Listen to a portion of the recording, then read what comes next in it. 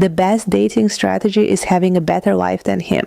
Not because you're trying to compete with men, but because your life should be so full that a relationship has to add to it instead of becoming it. I actually think this is where so many women accidentally lose themselves. They don't fall in love with a man, they fall in love with the possibility that he might become their entire emotional ecosystem. Suddenly his texts determine the weather, his attention determines their confidence, his mood determines their peace. Meanwhile, his life is just continuing. He's at the gym, he's with his friends, he's building his career, and you're refreshing your phone wondering if that period at the end of his message meant something. No, I refuse.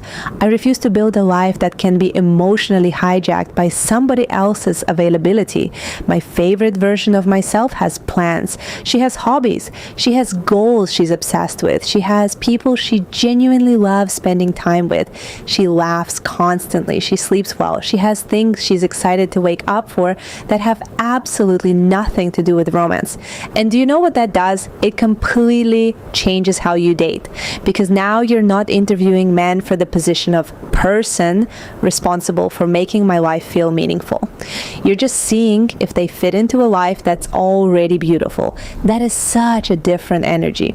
Psychologically, people become more attractive when they appear to have autonomy and purpose, not because they're playing hard to get, but because humans naturally value people who clearly value their own lives. Neediness isn't unattractive because wanting love is wrong. Neediness happens when one person starts carrying the weight of your happiness. That's too heavy for anybody. Imagine meeting someone whose calendar is full, whose weekends are fun, whose confidence doesn't collapse every time plans change. That person feels emotionally expensive in the best way.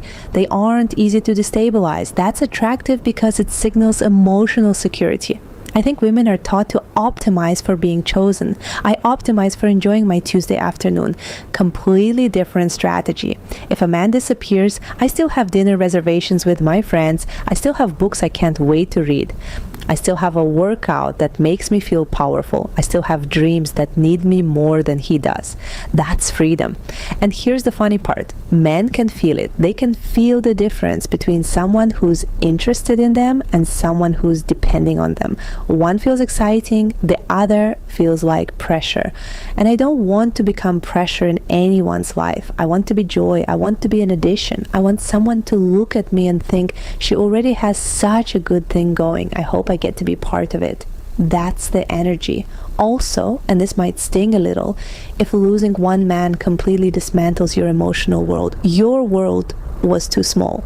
That's not a criticism. That's an invitation. Build a life so interesting that rejection has to stand in line behind 10 other exciting things happening this week. Learn something difficult, make more money, travel somewhere random, develop opinions, become hilarious, cook one meal that makes you proud, take yourself somewhere beautiful just because you can. Stop waiting for a relationship to become the main plot. You are the main plot. The relationship is a side character if it earns the role. Because here's what nobody tells you. Having a better life than him doesn't mean earning more or being more successful or proving anything. It means your internal world is so rich that love becomes a luxury instead of life support. That's the goal, not becoming emotionally unavailable, becoming emotionally well-fed. So when somebody wonderful comes along, you can love them deeply without accidentally handing them the keys to your identity.